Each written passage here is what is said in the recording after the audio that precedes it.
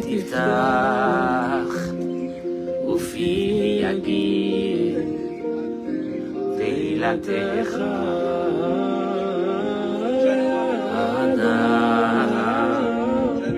מחלם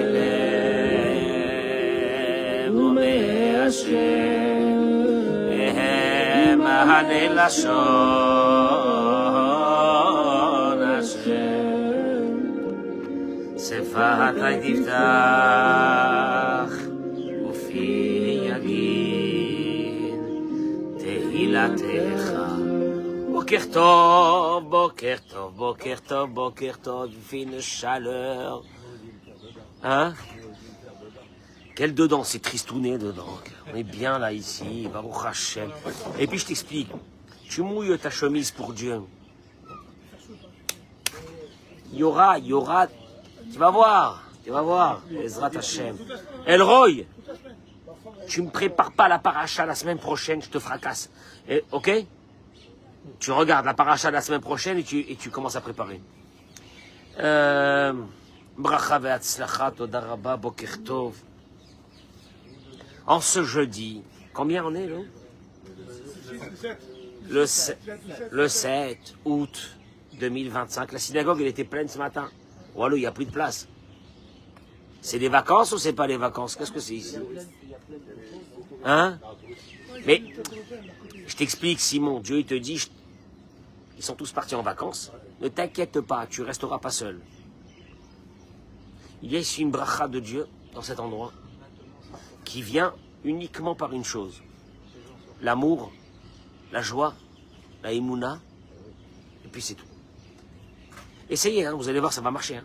Ça va marcher. Alors, ce matin, mesdames et messieurs, Boker Tov, Jean-Claude Attali, qui partage.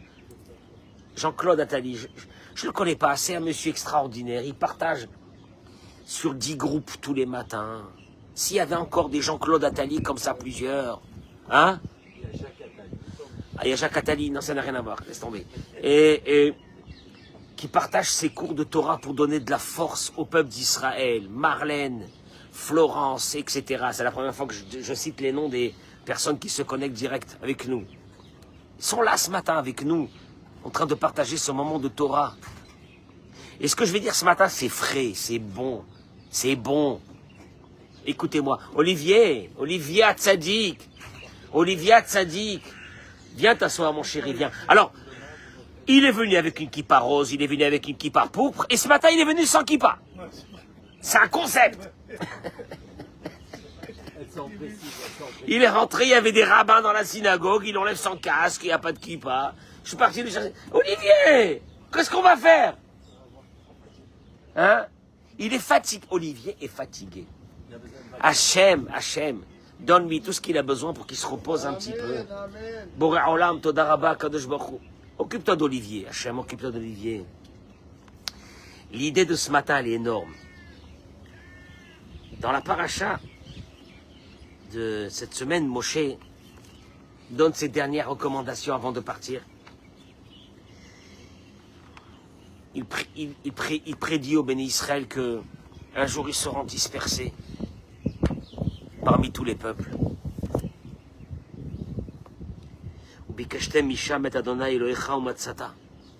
Et de l'endroit où tu seras, tu chercheras Dieu et tu le trouveras. Qui t'aiderait chez nous parce que tu le cherches de tout ton cœur et de toute ton âme.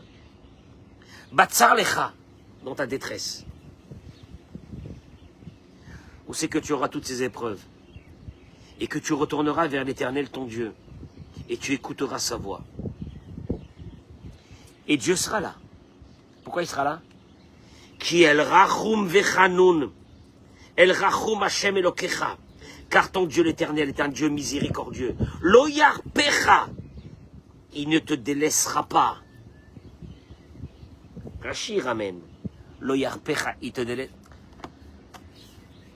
Simon, on a vécu 2000 ans. 2000 ans.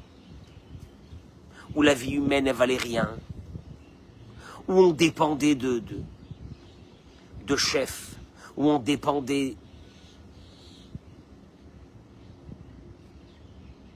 de gouverneurs d'endroits. où notre vie, elle avait le prix de rien. On était là-bas. Imagine-toi tes ancêtres, nos ancêtres. Quand ils ouvraient la Haggadah de Pessah qui disait l'année prochaine à Jérusalem. Quand ils n'ont pas lâché, ils n'ont pas lâché, ils n'ont pas lâché. Ils n'ont pas lâché. Bah, nous, on est les fruits de ces personnes-là. Ces ancêtres qu'on n'a pas connus. Je les admire. Parce que nous, aujourd'hui, on est dans un monde où c'est que, hein, on a un pays, on est chez nous. J'ai rencontré hier un rabbin très important de la communauté française de Paris qui m'a dit « Je suis très inquiet ». Et je lui ai dit, à Jérusalem, et je lui ai dit « Et alors nous, on est encore beaucoup plus inquiets sur votre sort ». On ne s'attendait pas à ce que l'Europe traverse une mutation aussi grave que celle qu'elle est en train de traverser. Non, d'une invasion de barbares. D'une invasion de barbares. On a maquillé ça sur de l'antisionisme, mais c'est une invasion de barbares, de nazis, qui sont revenus pour essayer d'exterminer les juifs. Ah, je vous explique, détendez-vous. Il n'y a pas un seul pays musulman qui peut nous menacer aujourd'hui. On n'a rien contre eux, hein. Mais il n'y a pas un seul pays musulman qui peut nous menacer aujourd'hui. Si vous savez les longueurs d'avance que nous avons sur eux, vous serez surpris.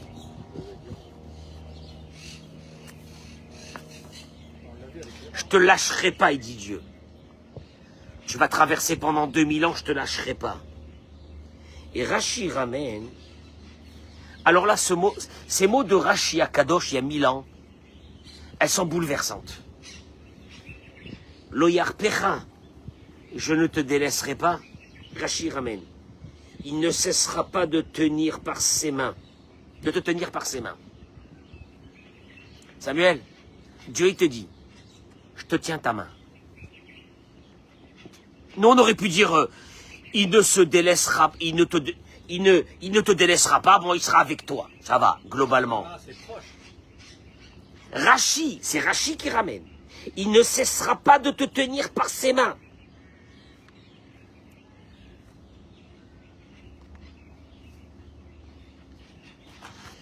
Moshe Rabbeinu va le confirmer quelques jours plus tard avant de partir de ce monde. Dans Parashat Vayelech, il est écrit « Soyez forts et courageux. Ne soyez pas effrayés devant eux, devant vos ennemis. Car l'Éternel, ton Dieu, lui, il marche avec toi. Loyar Pecha, encore une fois. Il ne te lâchera pas. Rashi ramène, il ne te donnera pas de relâchement pour que tu sois abandonné loin de lui. » Allez, je peux traduire les mots, qu'est-ce qui se passe? Qu'est-ce qu'il est en train de dire, Dieu? Eric, qu'est-ce qu'il est en train de dire, Dieu? Le Rav Wolbe, il dit, Torah magdira kanet matzavo amiti shel kol echad ve'echad me'Israël. En vérité, la Torah ici, elle a donné l'indication majeure, la plus véritable de chaque juif et juive. שהקדוש ברוך הוא מחזיק בו בשתי ידיו ולא עוזב אותו לעולם. Que Dieu ne lâche pas la main d'un être humain toute sa vie.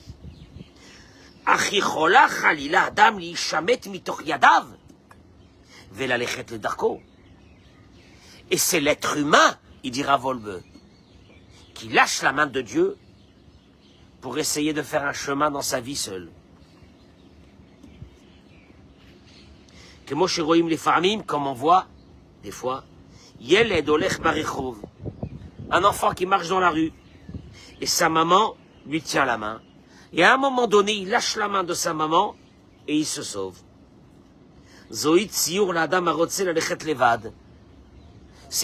C'est véritablement l'image d'un être humain qui décide de lâcher la main de Dieu et de faire son chemin seul. Yedi Azo, cette connaissance. Moshe Rabbeinu le rappelle à nos ancêtres et à travers ça à toute l'humanité. Tidbonenu était vetirou. Vérifiez bien. Réfléchissez bien. Akadosh Baruch Hu ochez beyadechem. Papa, il tient ta main. Papa, il tient ta main. Papa dans le ciel, il tient ta main. Il te lâche pas un instant.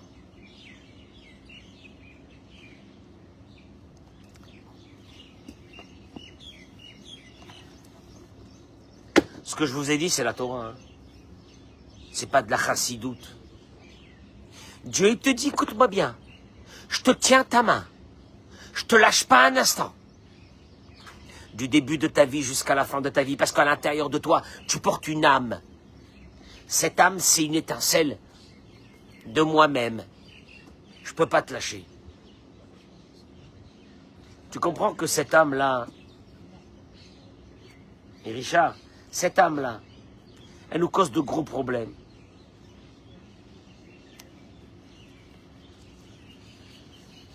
Quand je parle avec des jeunes et je leur dis votre insatisfaction ne provient pas des problèmes de votre vie.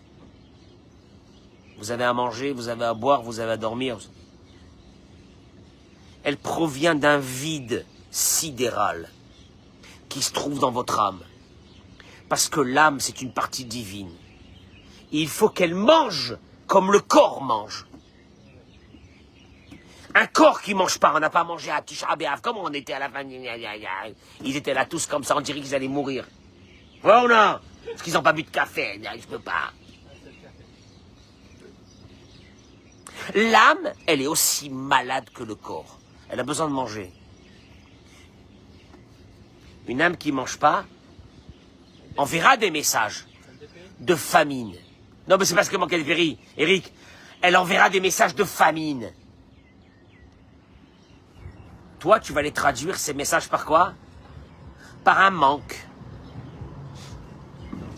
Puis je me suis levé un matin et j'avais une crise existentielle. J'ai décidé de changer de femme, de changer de mec, de changer de peau, de changer de vie. Vas-y, va, change ta tête. Et ça venait de l'âme. Et puis j'avais besoin de tel sac à main, et de telle montre, et de telle bagnole, et de telles vacances. Et puis tu es revenu des vacances. Halat. T'avais perdu 100 000 et t'étais bien là, voilà, t'étais là. Et la fin est toujours là, moins 100 000. Tu reviens avec moins 100 000 et avec une tête de neuf. Parce que ton âme, elle doit manger. Et si ton âme, elle mange pas, elle traduit ça par des besoins. Alors toi, tu vas croire que c'est des besoins compulsifs, tu vas aller au canyon, tu vas aller acheter, en te disant ça me fait du bien. Ça te fait du bien pour un petit moment. J'ai peur qu'un jour nos bâtiments s'écroulent par le poids des habits qu'il y a dans les maisons et de ce qu'on achète. Va au canyon là maintenant. Là, à Iriamim, va, vas-y. Les banques sont inquiètes de l'endettement des Israéliens, qui est arrivé à des sommets que vous ne pouvez pas vous imaginer. Un Israélien lambda, je vous traduis en euros, a minimum 20 000 euros de dette à la banque. Je vois les gens, ils rentrent acheter des bêtises. Et il lui fait Bekama Tashloumim. En combien de... Hein? C'est quoi Tashloumim? En combien de... En combien de fois? J'ai pas compris. En combien d'échéances? J'ai pas compris. T'as pas d'argent, tu achètes avec des échéances? Mais t'es un grand malade.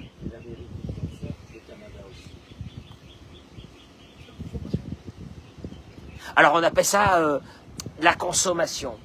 Et moi j'appelle ça une grande maladie de l'âme. Une grande maladie de l'âme. Une grande maladie de l'âme. Parce que je t'explique. Une âme qui spirituellement elle est nourrie avec du spirituel, elle est bien, elle a besoin de rien. Il est détendu. T'as pas besoin de changer de bagnole, non. T'as pas besoin d'acheter encore des fringues. Pourquoi faire? J'ai des fringues. T'as pas besoin d'acheter un nouveau sac pour faire quoi?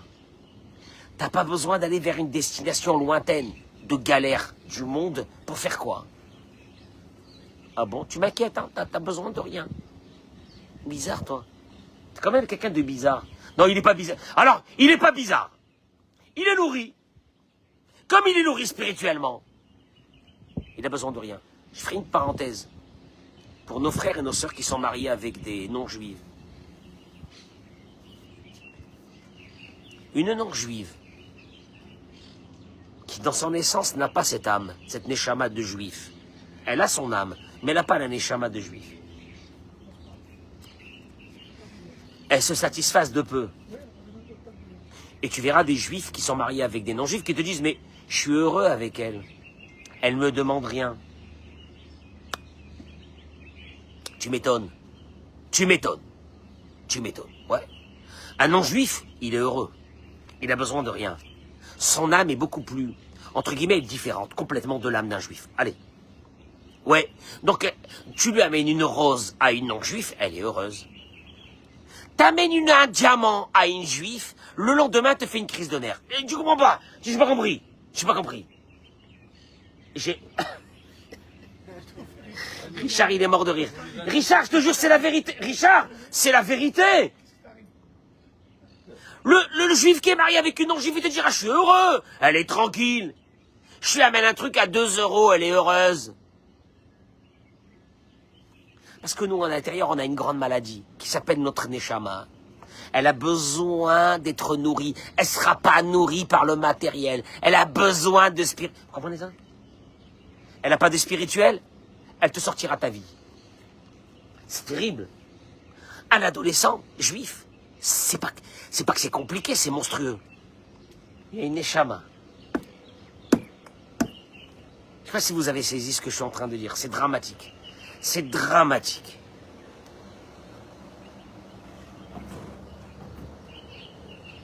Quand je vois nos frères des juifs qui viennent, qui rentrent ici, qui sont très loin, comme ce matin, ceux qui sont rentrés. Tu vois dans quel état psychologique ils sont. Tu sais pourquoi? Parce que l'âme d'un juif, c'est la mort. Il peut pas, il a besoin de spirituel. Et s'il n'a pas le spirituel, quand tu vois des fois des hommes et des femmes qui sont fortes, c'est des personnes qui sont nourries spirituellement, ils sont forts. Olivier, mon chéri. Olivier, mon chéri. Jusqu'à maintenant, je vais crier comme ça, Olivier, jusqu'à 120 ans. Il y a beaucoup de Français qui veulent venir. Hein. Et j'ai un doute. Est-ce qu'ils veulent venir pour assister au cours des touristes? Ou pour voir Olivier? À mon avis, c'est Olivier. J'accepte. S'ils viennent pour Olivier, j'accepte. Voilà, c'est pas grave, c'est pas grave. C'est pas grave. C'est un mythe, Olivier. Hachem, je reviens au sujet. Hachem ne peut pas te lâcher sa main. Il peut pas te lâcher. Il peut pas te lâcher ta main. Il peut pas. Pourquoi il peut pas te lâcher ta main? Il dit, regardez. Allez, 5 minutes. Quand les bénis Israël étaient devant la mer, nos ancêtres, allez, tu es devant ta mère. Et tu sens que ta vie, elle s'arrête. À droite, derrière, c'est la kata. À droite, à gauche, c'est la kata. Tu es devant, tu dis, ma vie, elle se termine. En vérité, chaque juif, il a la mer rouge devant lui.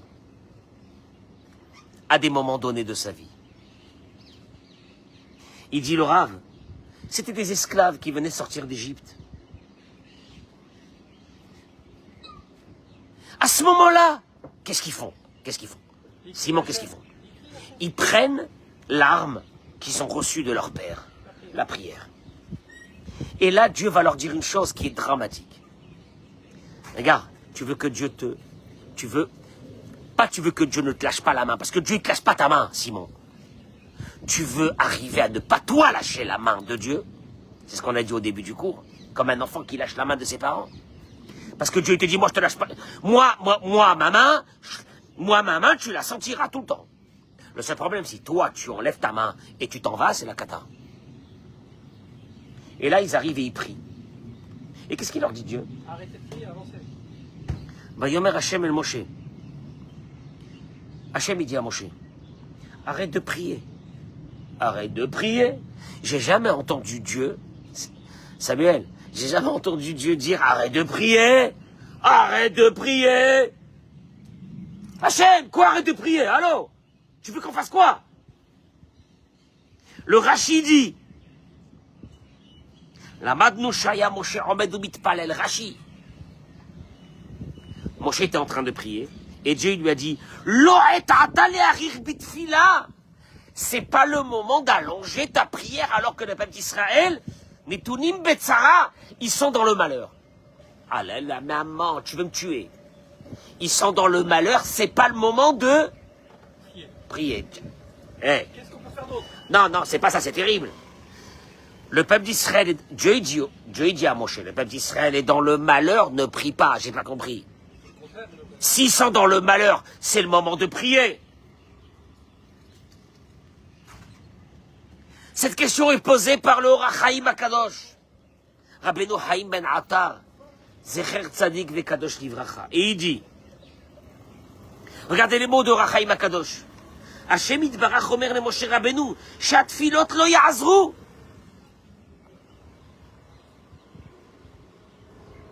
En vérité, Dieu il dit à Moshe, laisse tomber les prières, ça marchera pas. Ça marchera pas, vous allez mourir. Ah, si tu continues à prier, tu vas mourir. Oh, Hachem, tu m'as toujours dit que la prière, ça marche. Qu'est-ce que tu me fais là? Regardez le langage de Or HaChaim Akadosh. En adavar taloui bi, Dieu lui a dit, à un moment donné, ça dépend plus de moi. Hachem, il a instauré dans le ciel une chose. Midat Adin et Midat Arachamim. La miséricorde et la rigueur. Et là, Dieu lui a dit, là, on est dans la rigueur. Je peux rien faire. Eh, quel moment de solitude quand Moshe a entendu Dieu lui dire, je peux rien faire. Je peux rien faire. Si toi, tu peux rien faire, Alet, alors c'est mort. Et Or HaChaim Akadosh, il dit, Agam shani chafetz la'asot lahem nes. Dieu dit à Moshe, j'ai envie de leur faire un miracle. Mais, enam reuim, ils ne le méritent pas. Et s'ils ne le méritent pas, je ne peux pas faire de miracle. Moi, j'ai envie de faire un miracle. Il n'y a qu'un miracle qui pourra les sauver. Mais je ne peux pas faire. Pourquoi? Ils ne le méritent pas. Allez, on a terminé. L'histoire du peuple d'Israël se termine à ce moment-là. C'était une peuplade qui voulait aller vers un pays inconnu. Et ils ont disparu dans le désert.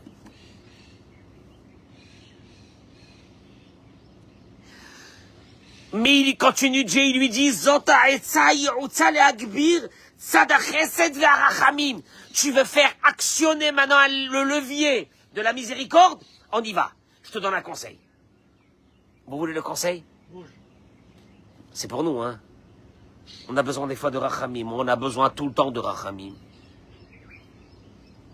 J'ai un ami qui est en train de partir de ce monde. Un ami qui est comme mon frère, qui a grandi avec moi depuis qu'on avait l'âge de 0 jusqu'à aujourd'hui. Il est en train de partir. Moi, quand je pense à lui, j'ai envie de mourir. Je dis, c'est pas possible. C'est comme mon frère. Il est comme mon frère. On a vécu un en face de l'autre. On a besoin de rachamim. On a besoin de rachamim. La rachamim, il lui dit, les mots de Or HaChaim Akadosh. דבר אל בני ישראל ויתעצמו באמונה בכל ליבם וייסעו אל הים קודם שיחלק. Dis aux enfants d'Israël d'aller vers la mer avant qu'elle se partage. Al smach habitachon. En mettant comme force une seule chose, la confiance. Maintenant tu rentres dans l'eau. Nous on se connaît le film. Nous on a vu le film. Que la mer, qu'est-ce qu'elle a fait? Je vous dis le film, ça me fait marrer. Nous, on a vu le film. La mer, elle a quoi? Elle s'est ouverte. Mais là, ils ne savaient pas encore que ça existe un truc pareil. Rentrer dans l'eau, je me parle des malades. Je rentre pas dans l'eau. Tu me prends pour un fou. La confiance totale. Et là, je leur fais un miracle. Et grâce à cette confiance, Tidgaber arachamim. Les mots de Rachaim Akadosh, ça vaut des milliards. Se renforcera le levier de miséricorde. Ki gadol haemuna va'abitachon halaz le'achiam letova. Et là, je leur ouvre les portes. Moi, j'arrête ici.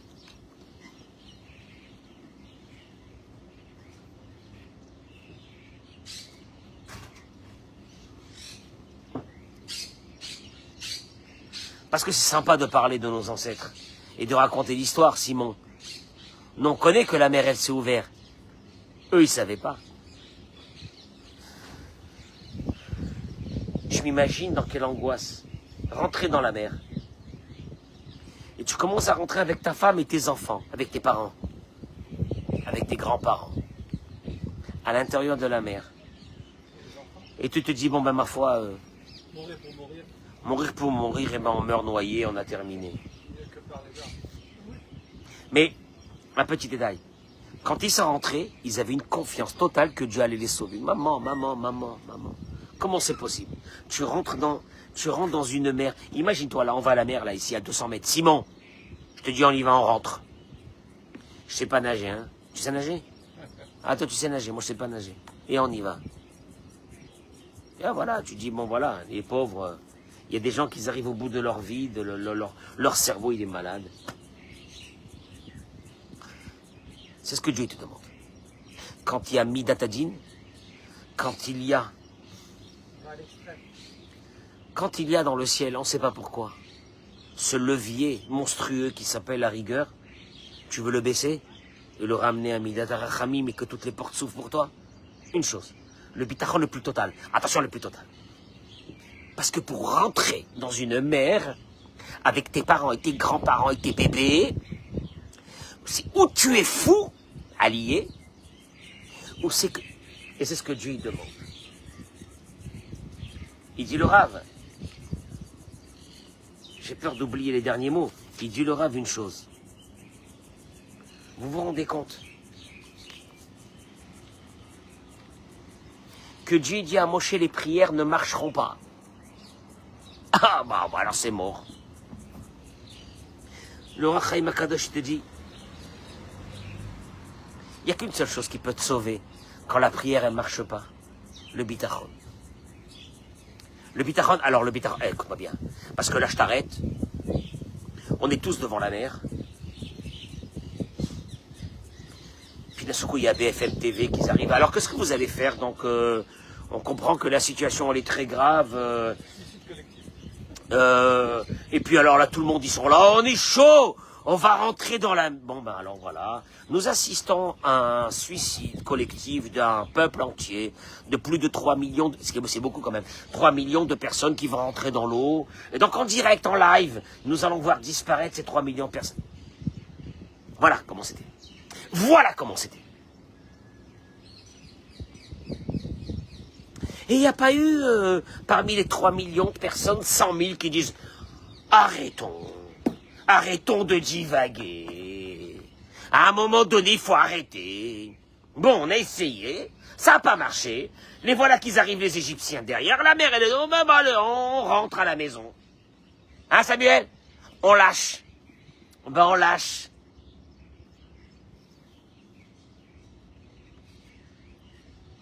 Le Rachaim Akadosh, il est venu t'annoncer une chose. Si tu lâches, tu viens de lâcher la main qui te tenait.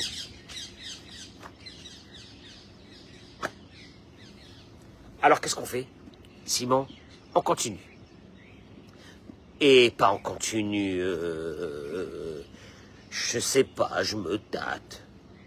On continue et on avance. Pitachon Bachem. Rabbi Nachman de Breslev dit, où s'arrête l'intellect? Où s'arrête l'intellect? Virgule, la force de la foi commence.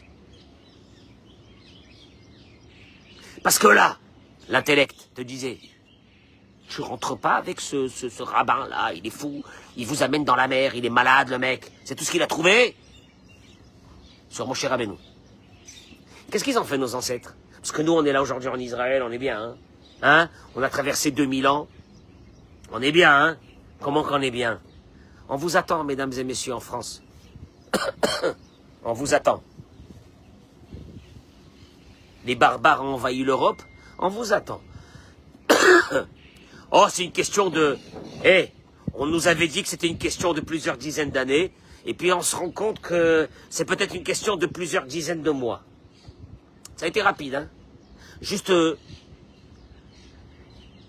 Ici, les choses ne s'arrangeront pas. Parce qu'on est parti pour ne rien arranger. Et les répercussions chez vous seront encore beaucoup plus violentes bientôt. Je sais pas, je suis très inquiet, je ne sais pas quoi vous dire. Pas quoi vous dire. Peut-être que... Attends, j'ai une idée, Samuel. Peut-être que c'est la mer qui doit s'ouvrir pour eux aussi, pour venir en Israël. Simon, quand on est arrivé, nous, ici, comment on était? Dans quel état? Samuel? Hein? Combien de fois qu'on s'est dit, on retourne en Égypte? Moi, après la Aliyah, j'ai plus jamais jugé mes ancêtres dans le désert. J'ai vécu les mêmes angoisses. Allez, on retourne. Allez, on retourne. Et puis je me suis levé le lendemain, j'ai dit, on avance. On avance. Peut-être que... Oui, il faut préparer la Aliyah. Mais peut-être qu'il faut une grosse dose de bitachon. En ayant dans la tête une idée, Dieu ne te lâchera jamais sa main. C'est à toi de ne pas lâcher sa main. Je vous laisse sur cette réflexion ce matin en vous souhaitant une journée exceptionnelle. Amen. Amen.